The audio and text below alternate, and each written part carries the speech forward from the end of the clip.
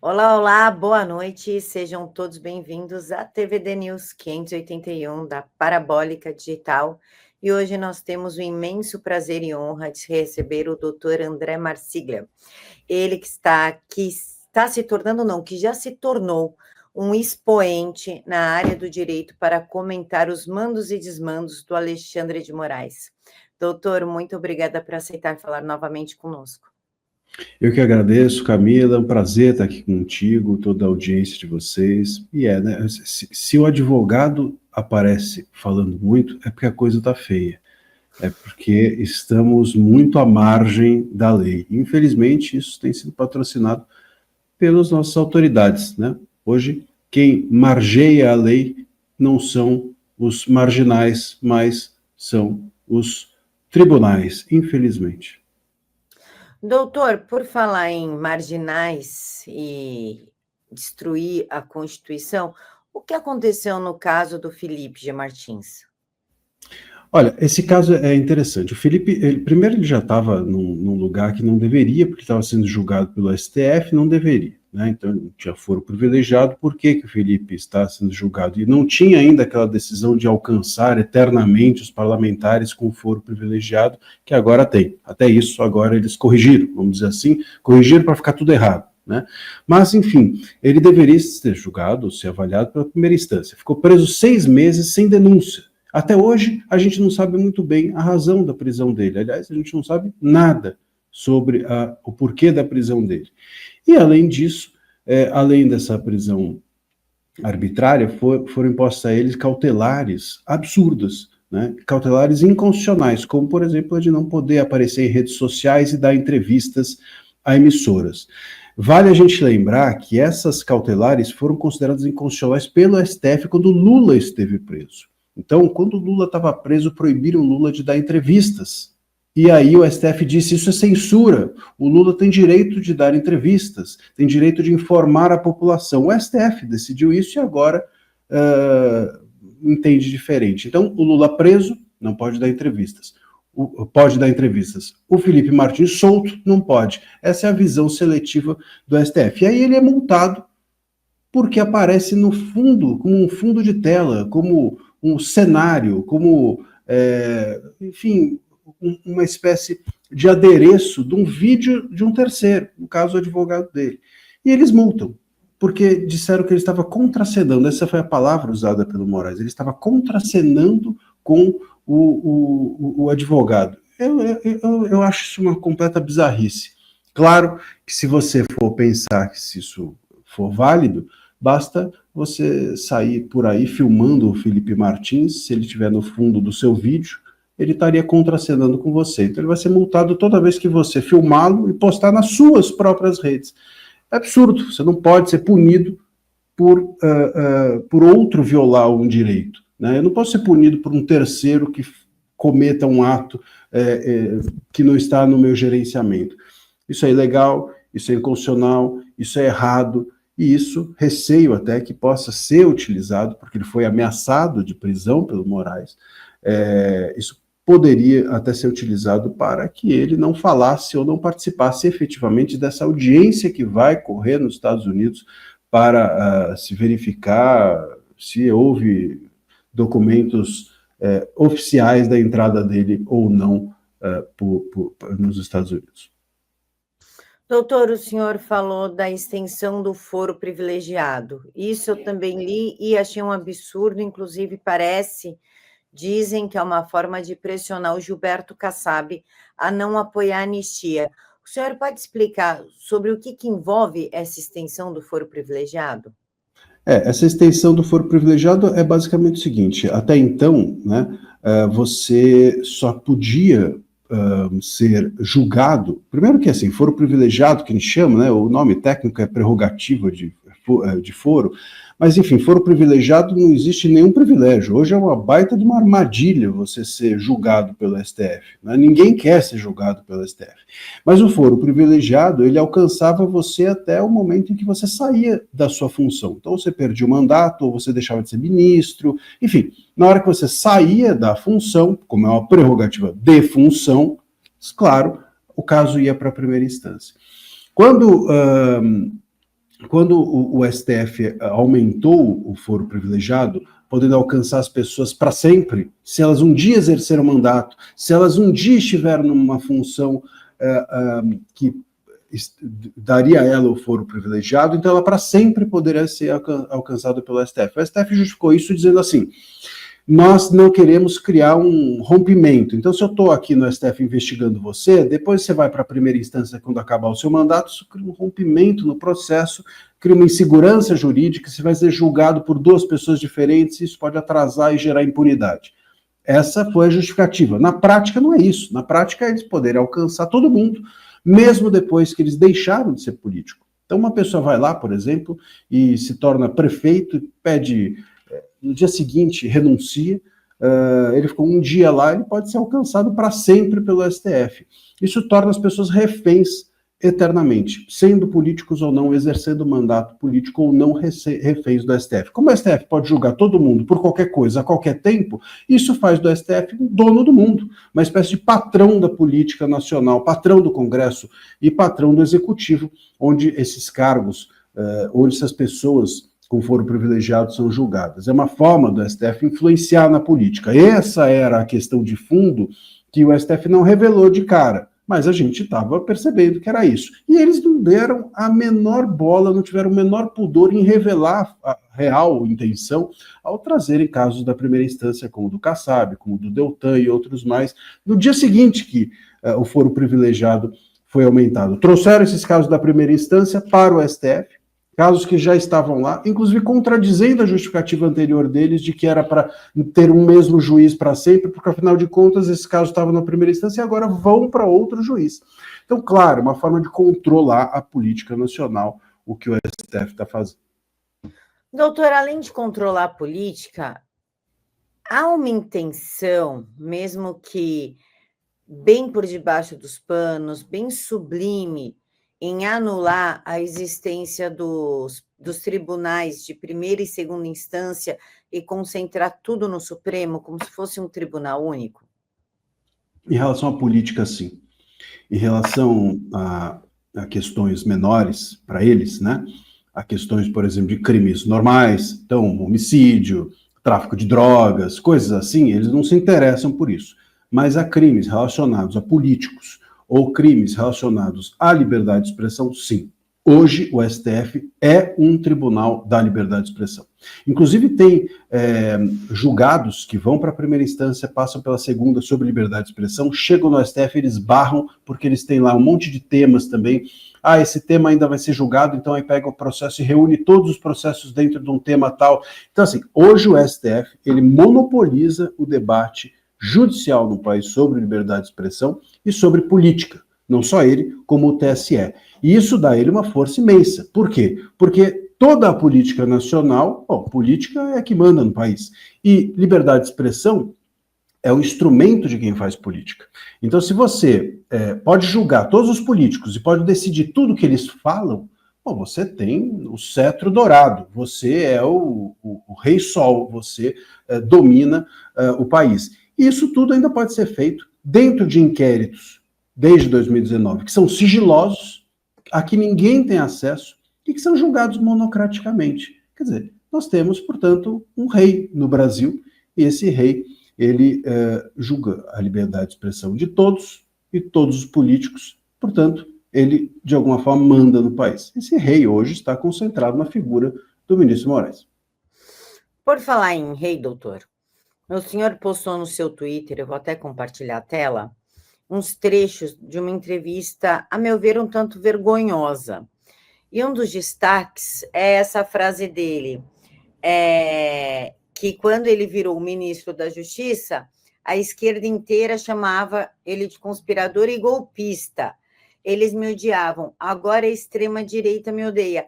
A gente pode dizer que há uma satisfação dele em ser odiado, em ser temido, ou ele acha que isso é uma grande brincadeira? Não, ele acha vantagem, né, ser odiado por todo mundo. Isso me remete, Camila, a visão, né, uma visão muito torta do que é ser um juiz, né, porque o seu juiz não é ser odiado, o seu juiz é você ser respeitado. Nem todo mundo fica satisfeito com as suas decisões, mas você, enfim, no mínimo, é respeitado. Agora, você ser odiado por todo mundo não é uma vantagem, não me parece, pelo menos, enfim, a mim não me satisfaria, mas parece que não é o caso dele. Então, eu sou odiado por todo mundo. E tem um segundo ponto aí subliminar que é interessante, que é assim, bom, chamavam ele de golpista. Olha só como a ideia de golpe vem sendo utilizada no Brasil sempre, né? Então, hoje, todo mundo chama a direita de golpista. Bom, mas esse era um vocábulo que muitas vezes já era utilizado lá atrás, né? Então, assim, agora a ideia do golpe não é uma novidade, nós não estamos diante de algo novo, nós estamos diante de um velho chavão que sempre foi utilizado contra a direita. Golpista, é golpista porque tirou a Dilma, depois é golpista agora porque, enfim, teve o dia 8, então sempre tem essa ideia de golpismo por trás, por parte da esquerda, por trás de chamar-se a direita. E também, o seguinte, é curioso nessa entrevista, eu até no meu Twitter eu mencionei isso, como o Moraes fala que a esquerda fazia isso, né? Você pode ver aí na imagem, tá? A esquerda fazia isso, e a extrema-direita fazia aquilo. Então, assim, para ele, a direita não existe, né? Para o ministro Moraes, é esquerda e extrema-direita. Isso já mostra um pouco como ele pensa a respeito da direita no país. Direita não existe nem para o Moraes e nem para a Rede Globo, né? Que também se fala da gente como extrema-direita. Inclusive, a Globo é uma das maiores beneficiárias do governo Lula.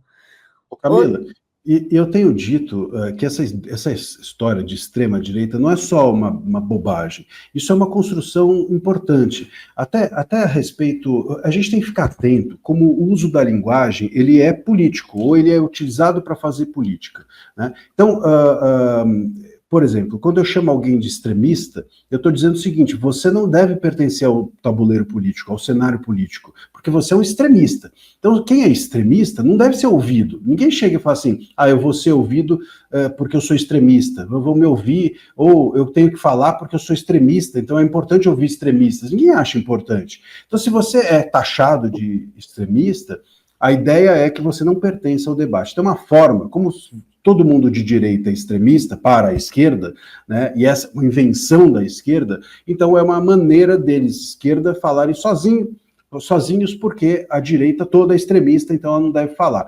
Ou seja, por meio de chamar a direita de extremista, quem se torna extremista é a esquerda que quer falar sozinha sem precisar ouvir a direita. Ou seja, uma tática, uma forma política de agir a partir da linguagem. Isso a gente viu agora, por exemplo, também no discurso ou na reação da esquerda em relação ao discurso do Bolsonaro, nos atos de anistia do domingo, quando o Bolsonaro falou inglês. Então vai lá, se tira sarro do Bolsonaro, o Bolsonaro não sabe falar inglês, saiu em todas as manchetes, o pessoal da esquerda brincando com isso. Tudo bem, quer brincar? Pode brincar. Mas experimenta dizer que o Lula não sabe falar português na frente de um esquerdista para você ver o que acontece. Então, a mesma esquerda que acha que ridiculariza o Bolsonaro pela fala dele em inglês, é a esquerda que quer que a gente ache lindo o Lula não saber falar português.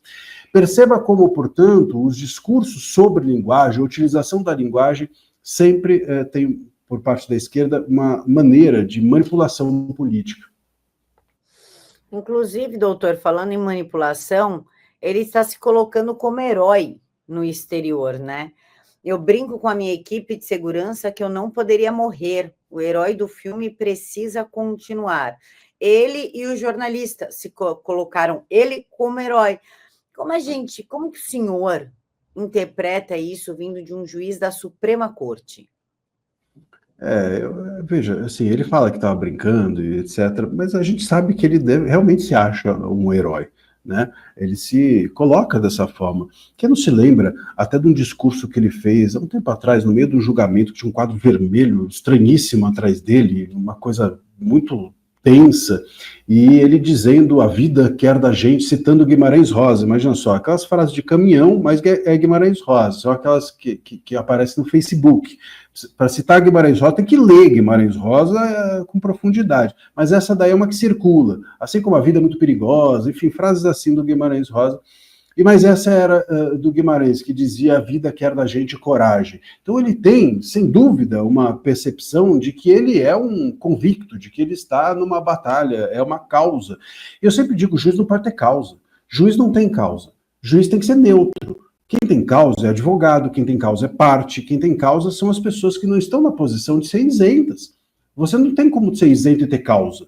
Já viu isso? Assim como jornalista também não tem que ter causa. Você pode até ter uma preferência política, mas você não pode ter causa. Se um jornalista esportivo, ele pode torcer para um time, mas não dá para ele narrar o jogo com emoção diferente para um time e outro, senão você desliga a TV. Óbvio, se você é do outro time. Então, é necessário que o juiz não tenha causa. Se o juiz tem causa, ele deixa de ser juiz. Se ele acha que ele é herói, ele virou parte. Herói é parte do filme, né? Então, ele não é o diretor do filme, ele não é o roteirista do filme, não, ele é parte, ele é o herói. E herói e parte não pode ser juiz. Então, isso, sem querer, né, meio que num ato falho, mostra como o ministro Moraes se vê como um convicto, um salvador da democracia, e ao mesmo tempo, como ele, ao fazer isso, sai da posição de juiz e vem fazendo, por essa razão, tudo o que vem fazendo. Curiosamente, as pessoas têm dito que o ministro Fux, que foi dissidente nesses casos dos inquéritos do golpe, uma dissidência meio cor-de-rosa, uma dissidência Teletubbies, sem muita força, né, uma coisa meio quase infantil, mas teve uma certa dissidência. E falaram, o ministro Fux ficou emocionado, teve a questão da emoção. A questão da emoção, eu acho que está perturbando, é o ministro Moraes. A questão da emoção, e aqui não é uma emoção de sensibilidade, é uma emoção de raiva. A emoção de raiva, a forma como o ministro Moraes fala, a gente vê no rosto dele, fica expresso que ele está realmente tocado, no mau sentido, por tudo aquilo que ele está julgando. Juiz não é assim, isso não é um juiz. Juiz não faz o que ele faz, tribunal não faz o que o STF tem feito, e justiça não é isso. Doutor, outro post do senhor, o Twitter do senhor é uma maravilha, eu não preciso acessar mídia nenhuma, eu só entro aqui e leio. Outro post do senhor que eu gostaria que o senhor comentasse é essa aqui. É óbvio que Moraes negará o pedido, ele não foi feito para ser deferido, mas para a OAB ficar bem com a advocacia. Em 6 anos de inquérito, ninguém teve acesso integral. Eu, o primeiro advogado a atuar nos inquéritos, não tive até hoje. Se o interesse da OAB fosse real, o pedido teria sido feito lá atrás, há 6 anos, porque ele indeferiu o pedido da OAB. Isso não deveria causar uma certa revolta na própria OAB, que está sendo desrespeitada? Então, se a OAB estivesse preocupada com os advogados, mas a OAB está preocupada com a relação institucional dela com o STF. Por isso que ela esteve quieta esse tempo todo. Outro dia, a OAB disse, nós batalhamos quando o advogado do Lula, no caso, o Zanin, estava tendo seus direitos prejudicados, e agora estamos também batalhando. Primeiro que não é verdade. Veja, você está batalhando pelos direitos do Lula, há 8 anos atrás, sei lá, talvez mais, e aí depois de 8 anos, de 6 anos de inquéritos, de um silêncio imenso da OAB, agora eles estão batalhando. E primeiro, não estão batalhando nada. Se a gente for ver a nota da OAB, eles fizeram uma reunião com o Moraes. E, aliás, é uma coisa constrangedora. Você vê as fotos que a própria OAB divulgou, está o ministro Moraes muito confortável e o presidente da OAB ali encolhido. A nota da OAB sobre o encontro errou o nome do ministro. Estava escrito Alexandre de Moraes com I. Quer dizer, é nesse lugar que a OAB está atuando para combater o quê? Então, é necessário que a gente entenda, Camila, e aqui é um ponto importante. A OAB, ela advoga, ela defende uma casta da advocacia. Ela defende a elite da advocacia. E a elite da advocacia é a que está em Brasília e atua no STF. Entendeu? E nesse específico caso, nós temos alguns advogados, 2, 3 ali, que fazem parte desse inquérito do golpe e que fazem parte dessa elite da advocacia. Esses 2, 3 nomes é que são o problema para a OAB. Esses 2, 3 nomes é que a OAB se sente compelida a atender, porque fazem parte de uma casta da advocacia, de uma elite da advocacia que advoga em Brasília. É isso que faz a OAB se mexer. A OAB não fez nada até hoje. Eu fui o primeiro advogado dos inquéritos das fake news. Sabe quantas vezes a OAB me procurou? Nunca me procurou. A OAB me procura só todo mês para eu mandar um boleto para pagar a minha mensalidade. E ainda tive, nesse curso, palestra cancelada pela OAB. Alguém me pergunta, você já foi censurado? Pela OAB. A OAB de Brasília, uma vez uma comissão, ano passado, me convidou para fazer uma palestra, quando subiu lá, cancelaram a minha palestra com a desculpa, claro, não disseram a razão real, mas uma desculpa absolutamente sem sentido. E nunca mais me procuraram. Então essa é a postura da OAB com quem não faz parte dessa advocacia que circula em Brasília dentro dos tribunais. Então, nesse caso específico, a OAB foi até o Moraes não por uma questão de justiça, foi para atender essa elite da advocacia, para a qual ela funciona. E esses advogados da elite da advocacia são os que gerenciam a OAB. E são a OAB. É isso que a gente precisa entender. A OAB hoje, ela não resolve o nosso problema porque ela é parte do problema. A OAB hoje, ela não combate o poder porque ela é parte do poder. Ela não é dura com o STF porque a relação dela não é com o advogado, é com o STF. A relação é com as instituições estabelecidas. Então, é um problema. A OAB se tornou tão poderosa que ela, hoje, está mais próxima do poder do que dos advogados e não consegue, com isso, fiscalizar o ecossistema de poder do qual ela hoje faz parte. É isso. Quando um advogado ou outro, que também fazem parte desse ecossistema, no sentido de advogarem dentro da corte, são ultrajados ou qualquer coisa do gênero, ela sai da toca e faz lá uma nota de repúdio, uma reunião, mas isso não tem a menor efetividade. Esse pedido já nasceu morto porque não era sincero. E outra, tem mais, o STF não pode jamais deferir, porque, veja só, o STF está numa situação muito bizarra, porque se eles dão acesso aos autos a um advogado, eles precisam dar a todos. E nenhum teve acesso nesses 6 anos, nem eu. Até hoje eu não tive acesso aos autos do inquérito há 6 anos. Por que dariam para um advogado e não para mim? Então fica difícil. Se eles dão para um, vão ter que dar para todos. Se eles permitirem um recorrer, vão ter que permitir todos. Então tudo que eles permitirem para um, vão ter que permitir para todos, senão fica muito esquisito. E eles não vão permitir. Esses inquéritos estão fadados a não acabar nunca. Eu até digo que é errado a gente chamar de inquérito do fim do mundo, porque o mundo vai acabar antes, certamente, desses inquéritos. Doutor, o mundo vai acabar. Desculpa. Doutor, antes da gente entrar na pauta do 8 de janeiro, eu queria falar com o senhor também de uma frase que foi até ridicularizada, porque de fato é ridícula, do Moraes falando que se Goebbels tivesse acesso ao X, os nazistas teriam conquistado o mundo.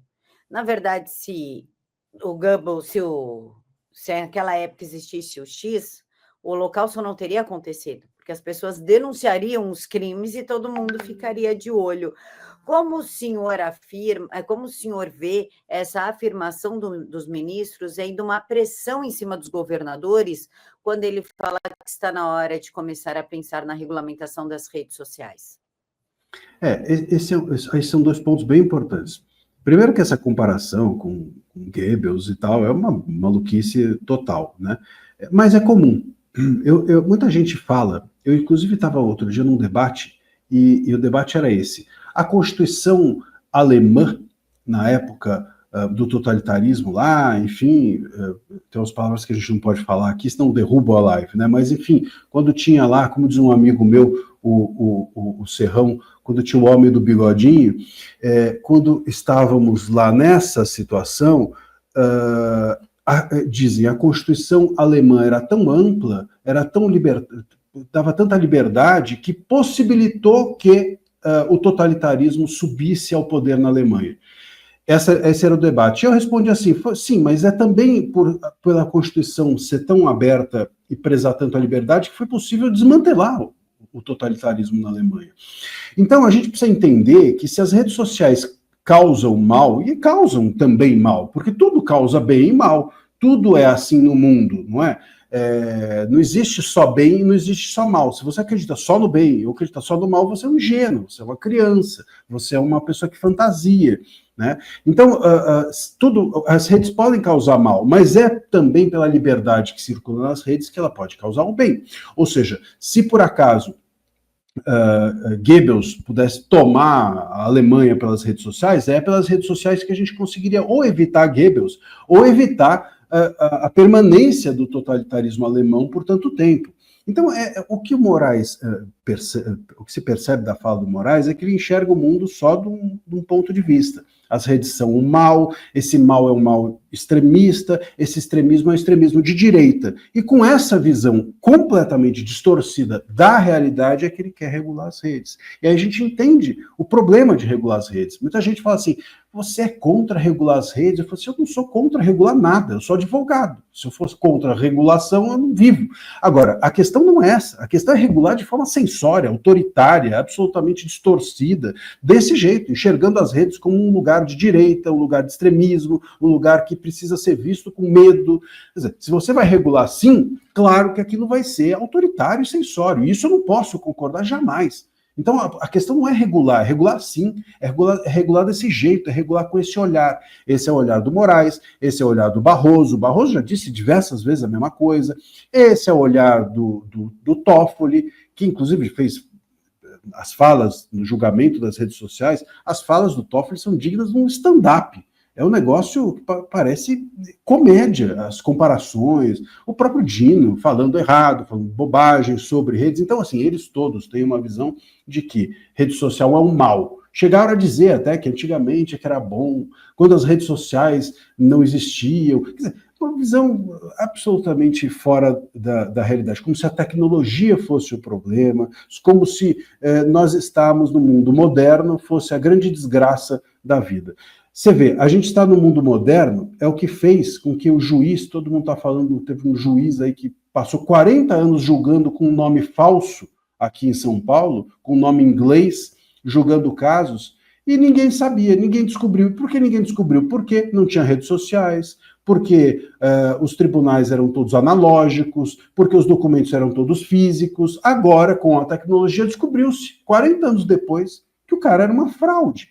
Então, assim, olhar para trás com um olhar romântico e olhar para o que a gente tem hoje como um problema pode ser feito por um analista infantil de 15 anos de idade numa palestra ou num debate na escola dele, no colegial, no ensino médio, mas não por um ministro do STF.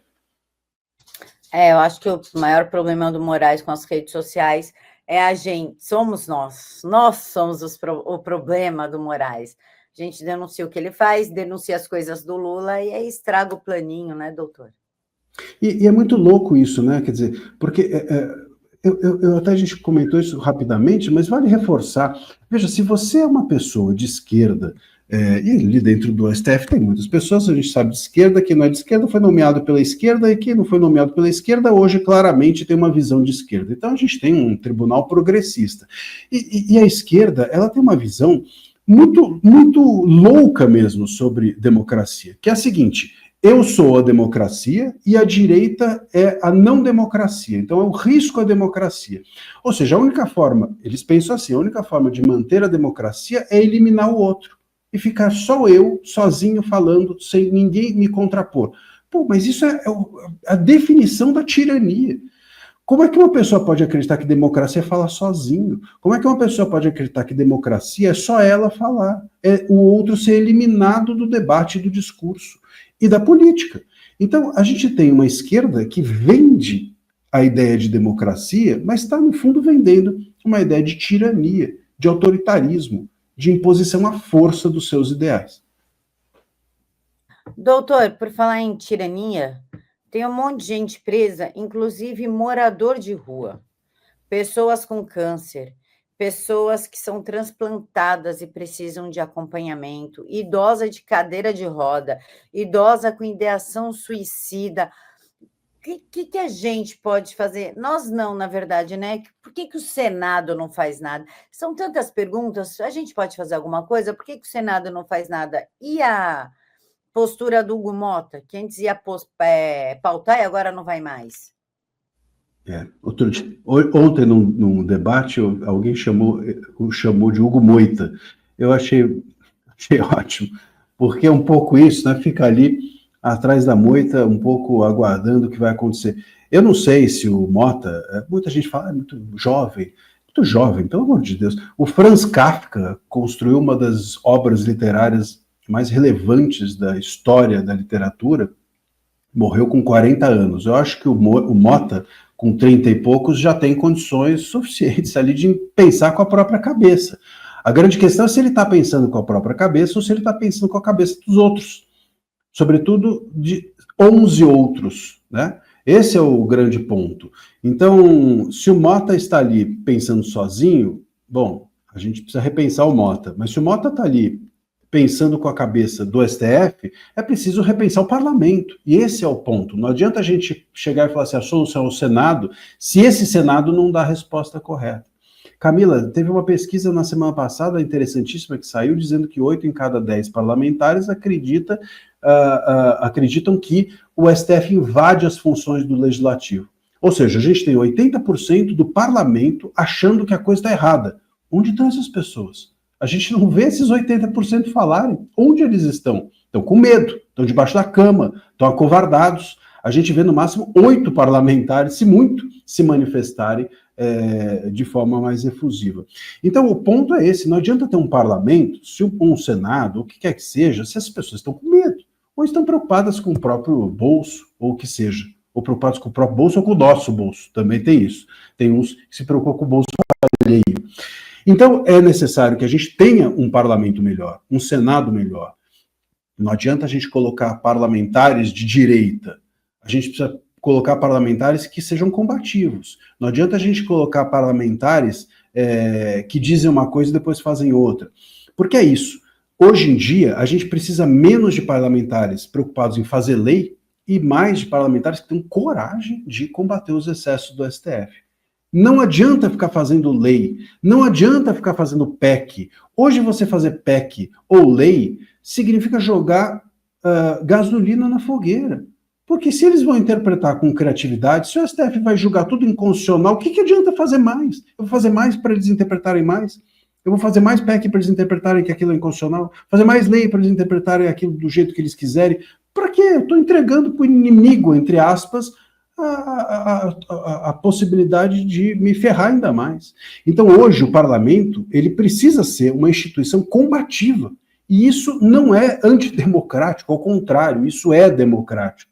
A Constituição, no artigo 49, inciso 11, deixa claro que o parlamento tem a obrigação de defender a sua função, que o parlamentar tem o dever de zelar, está lá escrito, de zelar pelas prerrogativas da sua função. Ou seja, se alguém avança sobre as funções do legislador, o parlamentar tem o dever constitucional de combater o STF, ou quem usurpar os seus poderes. E é isso que os parlamentares precisam fazer. É isso que o parlamento, de alguma forma, precisa fazer. Mas eles estão com medo. Então, acho que cabe a nós pensarmos no ano que vem e votar em gente mais corajosa. Mas, doutor, o senhor está falando que eles estão com medo. Não foram eles mesmos que abriram esse precedente quando permitiram a prisão do Daniel Silveira e estão calados com todas as ações bizarras em cima do Silveira, que não pode sair, era para estar solto, mas agora ele não pode nem ter a saidinha de Páscoa, quando teremos centenas de estupradores, ladrões, abusadores de criança, agressores de mulheres nas ruas? Com certeza. Eles estão com medo, mas esse medo foi gerado pela própria passividade, pela própria omissão do próprio parlamento, pela própria covardia, vamos colocar a palavra certa, ou a palavra mais dura, porque merece. E é isso. Nós tivemos uma covardia do parlamento em relação a esse caso do Daniel Silveira, nós tivemos uma covardia do parlamento em relação à intromissão do STF no julgamento das redes sociais, nós tivemos uma covardia do parlamento quando a questão, inclusive, do perdão ao Daniel Silveira foi revogada pelo STF, o parlamento poderia ali ter feito algo. Nós tivemos uma covardia do STF quando o Duval, por exemplo, foi julgado, quando a imunidade parlamentar do Van Hatten foi atingida, a imunidade parlamentar do Nicolas foi atingida, e assim vai, né? É aquilo, uma hora chega em você, uma hora o alagamento chega na tua casa. E chegou. Hoje o parlamento não serve para nada.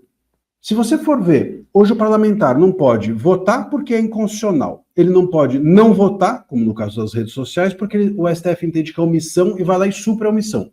E ele não pode falar porque não tem imunidade mais parlamentar, porque ela só pode, segundo Lewandowski, olha que viagem, que disse que a imunidade parlamentar serve apenas para discordâncias civilizadas. Pô, para você ter uma discordância civilizada, você não precisa de imunidade, não é? É que nem chegar e falar assim, olha, essa vacina aqui, enfim, não estou falando de vacina, hein? Cuidado. É só um exemplo. Essa vacina aqui vai te imunizar. Fala assim, não, mas eu não tô doente e nem ficarei. Bom, então não precisa imunizar. Então, se você tem uma conversa civilizada, você não precisa de imunidade.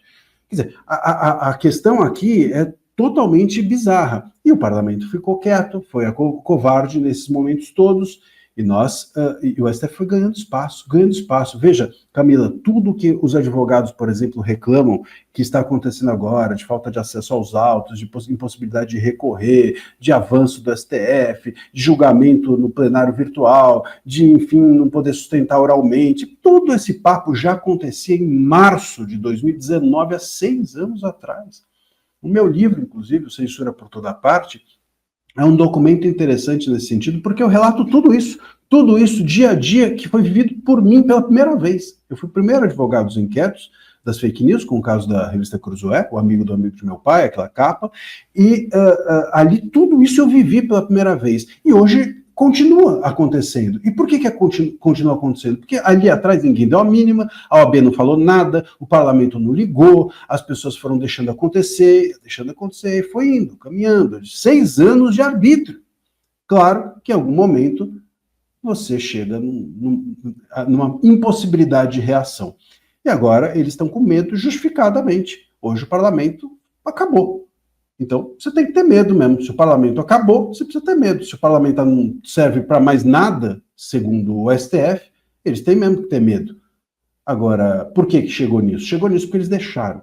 Então é preciso que agora alguém tenha coragem, e que os parlamentares tenham coragem de saber que é o momento de reagir. Ah, mas eles não vão ter. Não vão ter, então a gente vai realmente chegar no momento em que o STF vai fechar as instituições. Porque é isso, na prática, que o caminho tem sido esse. Doutora, a gente também pode falar que esse silêncio vem muito disso aqui? 80% dos repasses não tiveram contas prestadas, são 3 bilhões e 800 milhões de reais. O senhor não acha que isso também estimula um pouco a subserviência das pessoas? Sim, com certeza. Por isso que eu falei, né? Tem parlamentar preocupado com o próprio bolso e até com o nosso bolso. E isso é muito interessante. Às vezes, eu já participei de alguns debates com parlamentares, não com parlamentares específicos, mas debates para parlamentares, né? Até em frentes parlamentares. E é curioso como, por exemplo, essas coisas que a gente está falando aqui, sei lá, 80%, 70% deles, vocês nem sabem do que está falando. Não faz parte do dia a dia deles. Nem do dia a dia deles, do assessor, de nada. Eles estão em outro mundo. Então, sobretudo aquilo a que a gente chama de centrão, eles não giram na mesma frequência que a gente. É como se a gente aqui estivesse falando uma língua e eles outra. Eles estão em outro mundo, encastelados dentro dessa política meio do dia a dia, de emenda para cá, emenda para lá, de não sei o que lá, de fundão eleitoral. Os caras estão nesse lugar. Nem sabem o que é fake news, não entendem o que o STF está fazendo ou está deixando de fazer, se isso vai atrapalhar ou não vai atrapalhar. São pessoas que estão lá meio que eternamente, filho está lá depois do pai, sabe esse tipo de político? Esses daí, infelizmente, hoje são a maioria dentro do Congresso, e eles giram em torno desses interesses, com emendas, com não sei o que e tal, e nem conhecem esse debate. Esse debate que a gente está fazendo aqui não é nenhuma questão deles serem contra, eles são ignorantes em relação a esse debate. Esse é um problema. Por isso que eu digo, se nós não adianta a gente ter meia dúzia, 8, 10 parlamentares bons e combativos dentro do Congresso. A gente precisa ter um Congresso combativo. E para isso, a gente precisa um pouco se livrar desse centrão que gira em torno de uma política alheia ao debate público que hoje toma conta da sociedade. Doutor, outro fator um tanto quanto curioso, digamos assim, para que a gente não responda processo, não seja preso, não fique de tornozeleira eletrônica. Eu sempre falo que esse tipo de tornozeleira não é um acessório que cai bem em mim, com certeza nem no senhor, mas eu gostaria que o senhor comentasse essa notícia. Conselho Nacional de Direitos Humanos aprova nota contra a anistia. O colegiado recomenda arquivamento da proposta e alega que medida enfraquece a democracia. Logo, os direitos humanos, que instrui abusador de criança a falar que estava bêbado, a falar que não estava em posse das suas faculdades mentais, que defende latrocida, que defende bandido, agressor de mulher, que inclusive dentro do seu ministério tinha um abusador, um assediador de mulher, né? O Ministério dos Direitos Humanos. Como o senhor vê uma afirmação dessa? É só ideologia, Camila. E aí o problema é o seguinte: hoje a gente tem, então, Conselho de Direitos Humanos defendendo coisas desumanas. A gente tem o grupo Prerrogativas lá, né, hoje defendendo hashtag sem anistia e penas de 18 anos para pessoas que quebraram cadeira. Imagina só, e defendendo que os advogados não tenham acesso a nada. Você tem a OAB quieta. Então, esse é um estado de coisas que mostra como a ideologia ela está acima de qualquer coisa dentro do país. Como é que reage-se a isso? Bom, você só consegue reagir a isso ocupando. A direita precisa ocupar esses lugares, né? A direita precisa ocupar os lugares da mídia, a direita precisa ocupar os lugares das universidades. Você tem também professores, eu vivo esse lugar, vejo professores de direito constitucional ensinando algo que não é constitucional, ensinando que a interpretação dos juízes pode ser livre, ensinando que inconstitucionalidades são constitucionais. Então a gente precisa ocupar os lugares das universidades, a gente precisa ocupar os lugares da mídia, a gente precisa ocupar essa pauta de direitos humanos, a gente precisa ocupar esses lugares que tradicionalmente são da esquerda, e só da esquerda. Enquanto só a esquerda estiver nesses lugares, eles não vão defender direitos humanos, eles vão defender a visão de esquerda. Eles não vão defender a Constituição na universidade, eles vão defender a visão de esquerda. Eles vão defender, portanto, a sua ideologia. A mesma coisa com ONGs. Hoje só tem ONG de esquerda. Por que a gente não tem ONGs de direita? Por que não tem gente patrocinando essas ONGs de direita? Gente de direita. Por que não tem dinheiro de direita, que é até maior do que o de esquerda, investindo nisso, investindo em mídia, investindo em ONG, investindo em universidades? Isso é necessário. Eu vejo muitos empresários de direita olhando para o mundo e esperando o mundo chover rosa. Não vai chover rosa.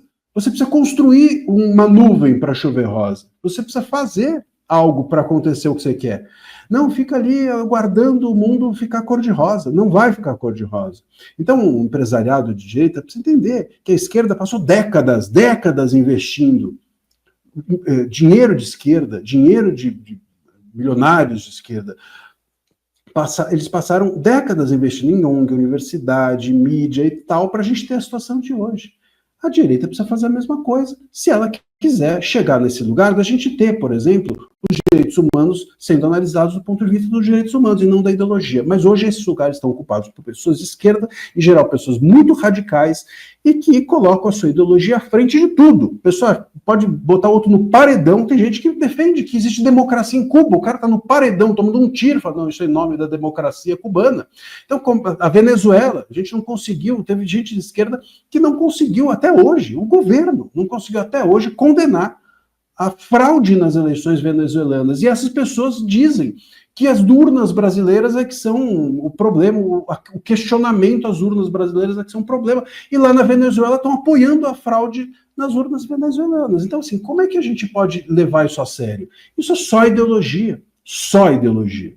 Como se reage a isso? Bom, denunciando, acho que esse é um ponto, mas, sobretudo, ocupando esses lugares que há décadas tradicionalmente pertencem apenas à esquerda. E para isso, precisa ter um trabalho de formiguinha, mas, sobretudo, os empresários de direita precisam entender que precisam construir esse universo para o futuro.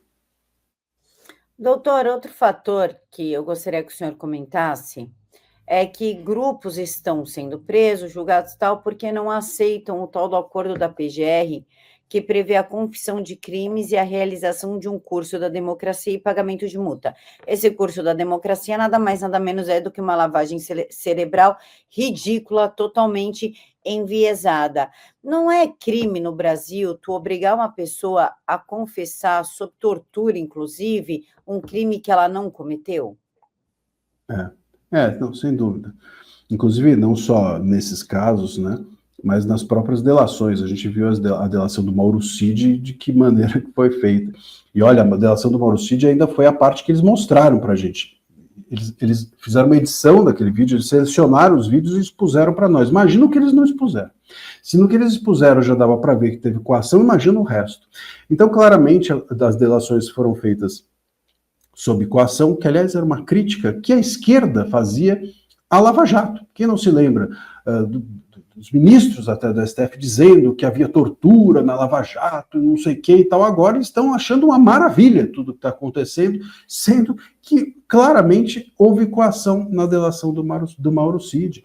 Ele chorando na audiência, enfim, ameaças à família dele. Como é que pode isso ser normalizado? Bom, então esse é um ponto relevante. Agora, esses acordos, que a gente chama de acordo de não persecução penal, você aceita ou não. E você, ao não aceitar, não significa que você está afrontando o tribunal. Esse entendimento é uma completa loucura. Quando você não aceita esse acordo, o que você está dizendo é que você quer ver o seu caso julgado. Ou seja, a pessoa está convicta do seu direito. Se alguém chegar para mim e falar assim, olha, eu estou aqui te acusando de você ser você ter matado alguém, você quer um acordo? Eu vou dizer, não, eu quero ser julgado. Eu quero ser julgado e absolvido. Jamais eu vou aceitar esse tipo de confissão ou qualquer coisa do gênero. Então, ao não aceitar um acordo, você não está abusando, provocando o tribunal de forma alguma. Você está convicto de que você tem o direito e acredita na justiça. Essas pessoas estão acreditando na justiça e talvez essa seja a grande ilusão delas. Não é nada sobre justiça o que está acontecendo com os réus do dia 8. É sobre política. Os réus do dia 8 estão sendo julgados com severidade porque eles precisam ser parte da condenação dos 34 denunciados, dentre os quais Bolsonaro. Né? Então, quando você diz que houve o dia 8, que o dia 8 foi uma tentativa de golpe, você precisa achar um mandante para esse dia 8 que foi uma tentativa de golpe. Quem que será? Bom, aí entram os 34 denunciados, dentre os quais o cabeça Bolsonaro. Então, os réus do dia 8 estão sendo julgados com severidade porque eles querem alcançar o Bolsonaro e prendê-lo por tentativa de golpe. É só isso. E por isso também não vai ter anistia. E por isso também esse movimento contra a anistia ser muito forte por parte do STF e de parte das autoridades de esquerda e da sociedade progressista. Por quê? Porque se eles relativizarem o dia 8, eles não conseguem prender Bolsonaro. O problema não são os réus do dia 8, o problema é que eles querem prender Bolsonaro, custe o que custar, para que em 26 o Bolsonaro não tenha influência política. E não é nem ser elegível ou inelegível, isso aí já está resolvido, a questão não é essa, é que não querem que o Bolsonaro influencie na política. Vão colocar nele, talvez, uma tornozeleira para que ele não saia de casa, vão, como fizeram com o Felipe Martins, impedir que ele dê entrevista, que ele tenha redes sociais, etc, etc, de tal maneira que ele fique engessado, talvez coloquem uma mordaça dele. Quer dizer, a gente chega nesse ponto em que a ideia é não permitir que ele fale. Provavelmente isso vai acontecer na condenação dele. É nisso que eles querem chegar. Então, os réus do dia 8, eles são parte de uma estratégia para chegar na prisão do Bolsonaro. Doutor, eu ia falar de um outro assunto com o senhor, só que o senhor falou na prisão do Bolsonaro para que ele não concorra em 2026, inclusive. Nessa mesma entrevista do The New Yorker, o Moraes foi muito categórico ao falar que o Jair Bolsonaro não voltará ao poder. Como um juiz pode afirmar uma coisa dessa? Um único juiz, dentre 11, pode afirmar uma coisa dessa? E o engraçado é que ele falou isso, né, dizendo assim, como o caso está no Supremo, então ele não tem a menor chance. Ou seja, como você olha, como está com a gente sabe que ele não vai adiante. Então, claro, ele está pré-julgado. Chegou no STF e eles sabem mais ou menos o que vai acontecer. Eles têm como controlar o caso. Por isso, inclusive, que nesse caso do inquérito do golpe, o Fux está sendo visto como um pária, né? O Fux criou uma dissidência, já voltou atrás, né? Eu vi hoje uma notícia de que o ministro Gilmar estava contestando o Fux, dizendo, olha, eu acho que o Fux ficou emocionado, como se fosse uma coisa infantil do Fux ter uma dissidência, ter uma discordância em relação aos demais ministros. Pô, se é esquisito você ter uma dissidência num colegiado de 11 ministros, então por que a gente está pagando 11 ministros? Paga um só. Então vamos fazer essa economia. Paga um só. Aliás, talvez pudéssemos até nem ter executivo, nem ter parlamento, seria uma economia. Já que é assim, vamos colocar um só, né? E pronto. Não precisamos pagar tudo que a gente paga para girar um poder executivo, para girar um poder legislativo, para girar 11 ministros do ponto de vista financeiro, se eles não podem discordar. Se discordar é esquisito, se discordar é um erro, se discordar merece crítica dos próprios colegas. Então a gente está nesse lugar. Se os casos chegam lá e já estão pré-julgados e um só já sabe qual vai ser o resultado, então pronto, vamos oficializar. O Brasil ele tem dificuldade de formalizar as coisas que acontecem com ele. A gente tem dificuldade aqui de dizer, de dar o nome aos bois, né? De dar o nome aos bois. Então vamos dar o nome aos bois. Hoje o STF gira em torno do ministro Moraes, né? Eu acredito que os demais ministros muitas vezes concordem, mas hoje o ministro Moraes, ele praticamente decide pelo STF, porque tudo está dentro desses inquéritos e ele é o relator de todos os inquéritos. Tudo está ou pode estar. Então, hoje, o ministro Moraes, ele decide pelo STF e o STF decide pelo Brasil. É isso. Não podemos negar esse fato. Se é assim, então para que ter os demais poderes? Vamos fazer uma economia. Quem sabe essa não seja uma PEC aí que possa passar. Vamos extinguir os outros poderes e deixar apenas o STF. E um ministro só. Eu concordo, porque eles dão muito gasto. Inclusive, eu já vou falar com o senhor sobre a manobra do Mota ontem para aprovar 160 assessores a mais para o Supremo, como se eles precisassem de tanta gente. Mas eu gostaria que... Eu lembrei, quando o senhor estava falando, eu lembrei de uma notícia que saiu na Revista Oeste, além do use a criatividade para censurar pessoas, também teve essa denúncia que, em troca de e-mails, Leonardo Fernandes, que foi um assessor do Moraes, falou em edição de vídeos e imagens relacionadas à baderna da Praça dos Três Poderes. A partir do momento que se pede edição de imagem, doutor, isso já não é por si só um julgamento stalinista, é um teatro. Não, é um absurdo. Isso é um absurdo. Até eu participei dessa matéria, eu dei uma entrevista ao Salgueiro, e até por conta disso vi o material.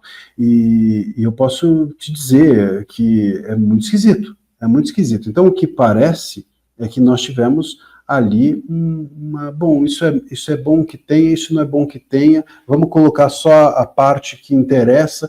Não é assim que é feito. Você coloca tudo, né? Você coloca tudo, porque você editar uma prova é você inventar uma prova. Inventar a prova é crime. É tão simples quanto isso. Você não pode editar a prova. Você não pode editar um material. Eu não posso pegar, por exemplo, um vídeo, sei lá, de um assassinato e fazer uma montagem e botar nos autos. Isso é completamente irregular. Claro, vai ter que ter um perito que fala, isso aqui está montado, então essa prova é inválida. E vamos pegar quem fez essa edição e punir, porque isso é crime. Isso é adulteração de prova. Isso é criação de prova, invenção de prova. Mesmo que você pegue um documento real e edite, você cria um novo. E esse novo é inventado por você. Se você diz que aquilo é o documento real, você está mentindo. Isso é crime. Então, isso é muito sério.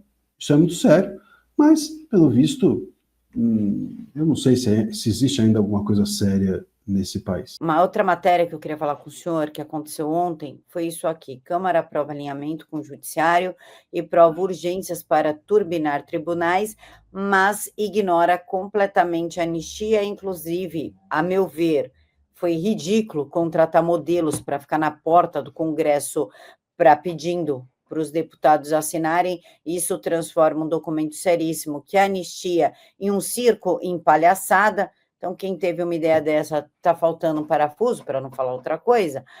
Mas, doutor, são 22 milhões a mais para o contribuinte são um plus, né, um bônus de R$ 4.000 a mais no salário de quem ocupar esses cargos. O Brasil, neste momento, precisa de mais 160 vagas no Supremo? Pois é, a gente está dizendo que a gente não precisa nem de 11 ministros, talvez, né, porque só um julga.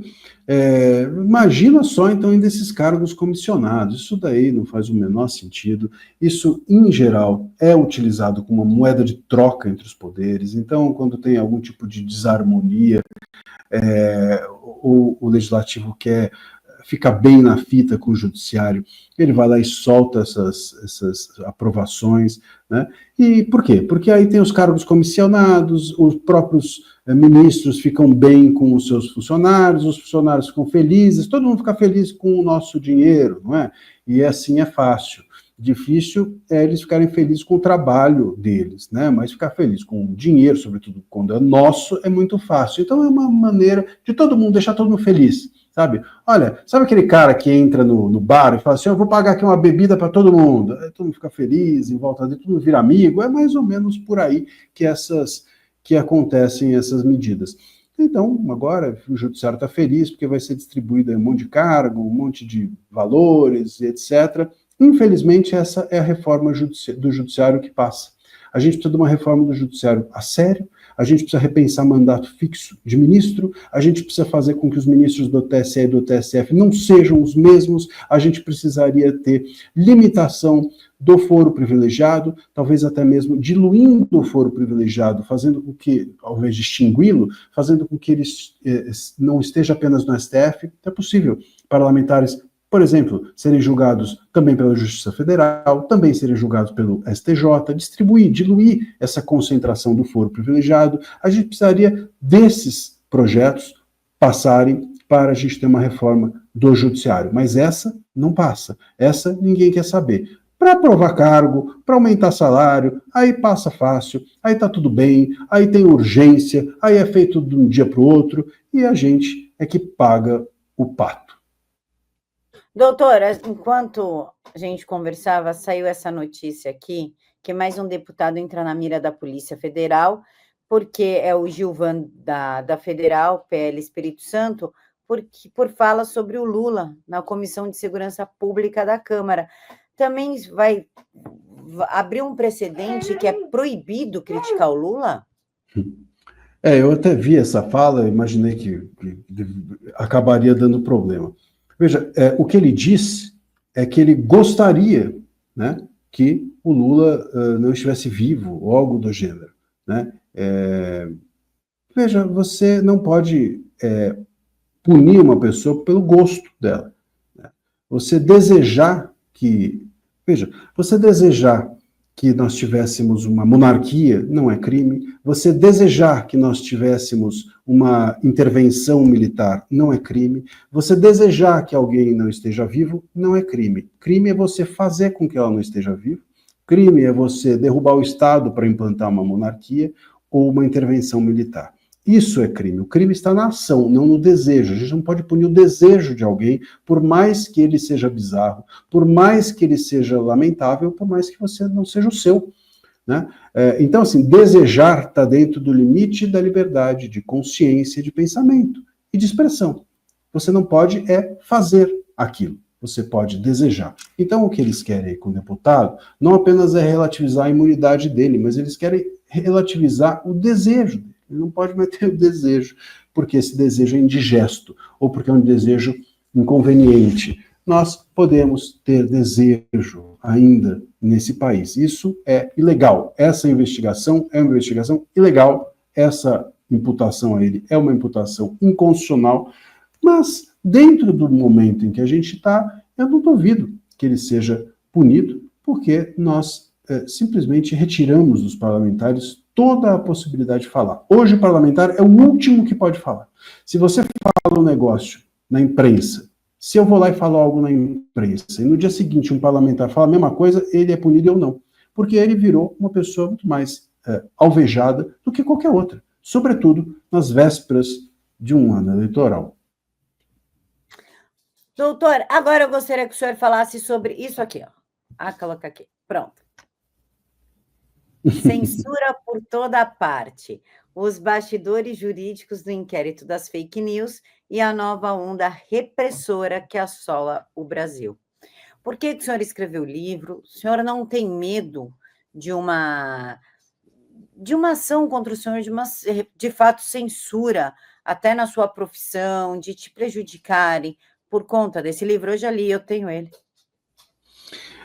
Olha, Camila, medo a gente todos temos, né? É humano ter medo, mas eu acho que a gente chega num ponto em que não tem mais volta, porque a gente realmente cria para nós um dever moral, creio eu, e nesse momento os sacrifícios acontecem, a gente tem consequências daquilo que a gente faz, e é normal que tenha, e a gente precisa bancar.